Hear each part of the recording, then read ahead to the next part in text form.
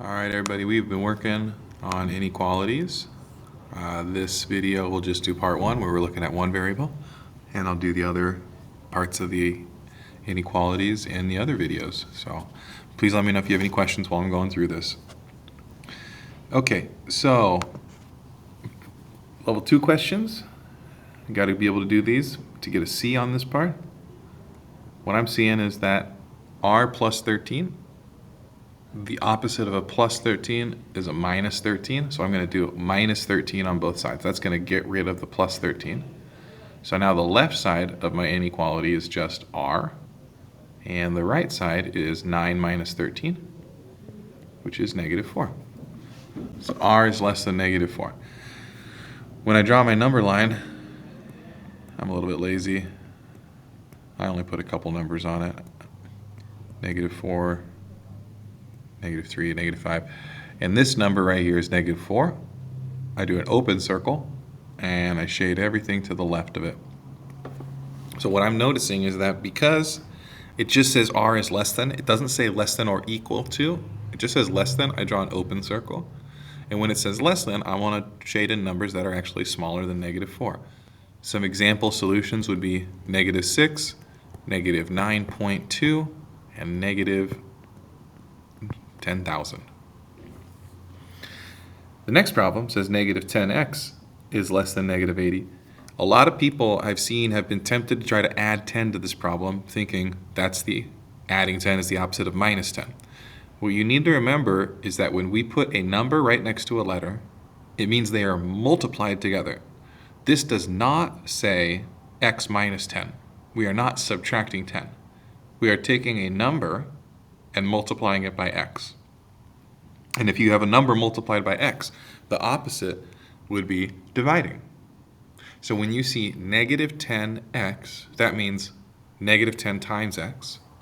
So the opposite of times is divide. Whatever you do to one side, you do to the other. In the first problem, plus and minus were the opposites. In the second problem, times and divide are opposites. 80 divided by 10 is 8, so I know that negative 80 divided by negative 10 is also 8. Now I just have x by itself, but I divided both sides by a negative number. And if you divide both sides by a negative number, you need to switch the direction of the inequality from less than to greater than. The reason why we do that is because multiplying or dividing by a negative switches what side of the number line you're on. Please think about that for a second. If I take, for example, the number 3, that is on the right side of the number line. If I multiply 3 by a negative number, like negative 5, I get negative 15. That made my number that used to be on the right side switch to being on the left side. Anytime you multiply or divide by a negative, it is going to switch which side of the number line you are on. So if I divide my inequality by negative 10, I need to switch the direction of the inequality because my numbers have now switched from left to right, and vice versa. Here I do an open circle at 8, and I go to the right. Some example solutions would be things like 9, 10,000, and 8.01. Okay, now we're going to get a little bit harder. Level 3 questions. So these are like your B level questions. A little bit more action here. Same idea though. Opposite of plus 9 is minus 9. So I do that to both sides. N over 2 is greater than 7. Opposite of over 2, over means divide by 2. Opposite of divide is times. Both sides times by 2. N is greater than 14. Put your numbers on the number line, 13, 14, 15. Open circle again, arrow pointing to the right. Some example solutions would be 18, 19, and 14 and a half. Okay, part D. Opposite of minus 2 is plus 2. If I do plus 2, I have negative 2r is less than or equal to 6. Now remember, I'm not going to add 2 again because this does not mean r minus 2. Instead, it means the number negative 2 multiplied by the letter r. To get rid of multiplication, I divide. So I divide both sides by minus 2, and I get r. 6 divided by 2 is 3, so I know that 6 divided by negative 2 is negative 3. Notice how dividing by a negative switched 6 from being on the positive side of the number line to now being on the negative side of the number line. Because dividing by a negative switches sides, I have to switch the direction of my inequality sign. So I get r is greater than or equal to negative 3. So I'm going to try to squeeze that in. I know it's getting kind of messy.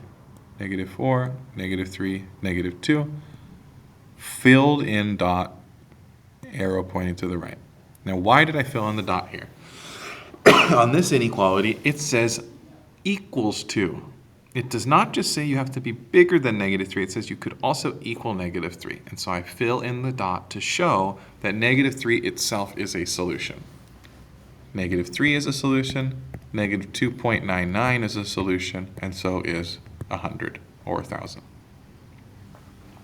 Okay, I'm going to clear out the screen to make a little more space. We're going to do this next one, part E. First thing I notice is it's got a plus 6 and a plus 4 next to each other, so I can just combine 6 and 4 to get 10. So I have negative 2 greater than or equal to 4p plus 10. Opposite of plus is minus, so I go minus 10 on both sides. Now I have negative 12 greater than or equal to 4p. Number touching letter means multiply. Opposite of multiply is divide. Divide both sides by 4, and I get negative 3 is greater than or equal to p. So if I'm drawing my number line, I'm going to use this number line up here. A lot of people would draw this picture here because they see closed circle and they see the inequality says greater than, so they think they should go to the right. However, this is wrong. And you got to be really careful here. Why is this wrong? This inequality is saying that negative 3 is bigger. Negative 3 is the big number. Negative 3 is the biggest number that you should shade in. So the inequality actually goes to the left. I can write this inequality like this, because if I switch the sides, like I put the p from the right to the left, I have to switch the direction of the inequality. You're doing a mirror image of it. In either case, you need to make sure that negative 3 is touching the open side of the symbol because negative 3 is bigger, and p is touching the small side, the pointy side of the symbol because p is smaller. Okay. Now we're getting up to level 4, where things definitely get a little harder. These are sort of your A-level questions. First thing I do when I see a number touching parentheses is I distribute. So the left side stays the same, the inequality stays the same. I just distribute negative 3. So negative 3 times 2n, negative 3 times 1. Then I'm going to just add all my n's over to the left side, because I kind of like it when my when my letters are on the left side. Then I'm going to add 33 to both sides. So I get 5n less than or equal to 30. Then I divide both sides by 5, and I get n is less than or equal to 6. So 5, 6, 7. Closed dot, because it's or equal to, arrow pointing to the left.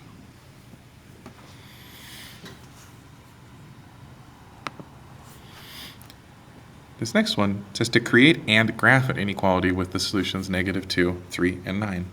Okay? I'm just going to put negative 2 on the number line, 3, and then 9 would be further over.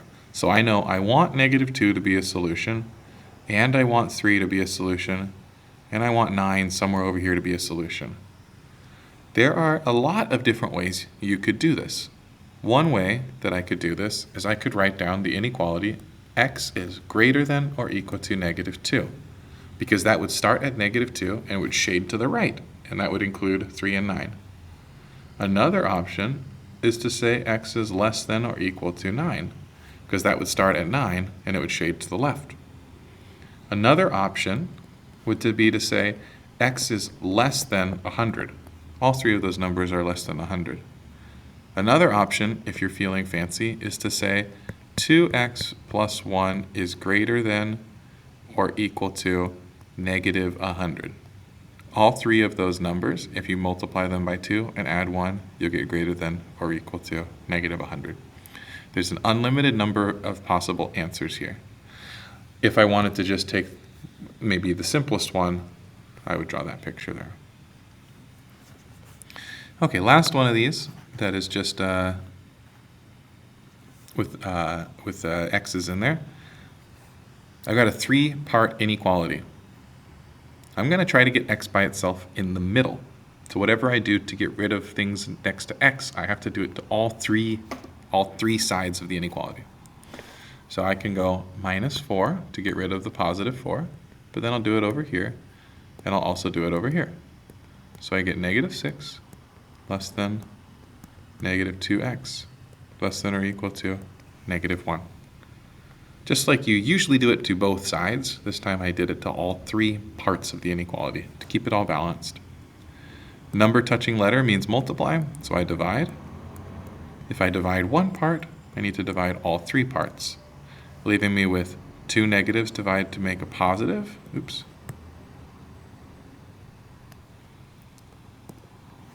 Two negatives divided to make a positive. Now I just have x by itself, and I have another 2 negatives divided to be a positive. I divided by a negative, so I switch both inequalities. So I know that my x is smaller than 3 and bigger than 1/2. So if this is 0, 1, 2, 3, here is 1/2, and here is, and here is 3. Uh-oh, it's tripping out on me. It should be closed circle here, open circle at 3. Sorry about that. I'm not sure what happened to my pen. Okay, last one. Word problems. Stan earned $7.55 per hour plus an additional $100 in tips, and he earned $180 in all. What is the least number of hours he would have to work to earn this much money? So he had to earn at least $180, and we don't know how many hours, so I'm just going to put the letter X right there. Let's solve this for X just like we've done. So 755X is greater than or equal to 80. Divide to get X by itself. And I get X is greater than or equal to, what is 80 divided by 755?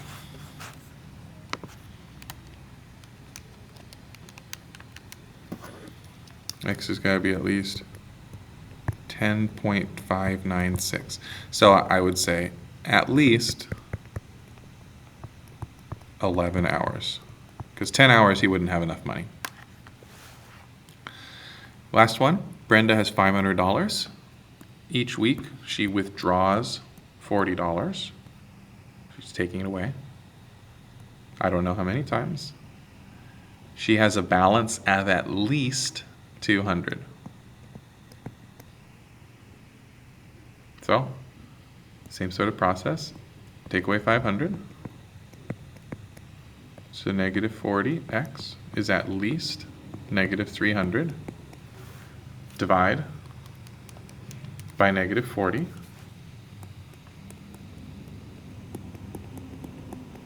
Switch the inequality 7.5. So I'm going to put 0 here, She could do it 0 weeks. She could do it 1 week, 2 weeks, 3 weeks, etc., all the way up to 7 weeks. She could do it to 7.5 weeks, but that doesn't really make sense because she's doing something once a week. So I would just draw it between 0 and 7. So that's all of the 1 variable stuff. Please let me know if you have any questions. In another video, I'll do the 2 variable and the systems.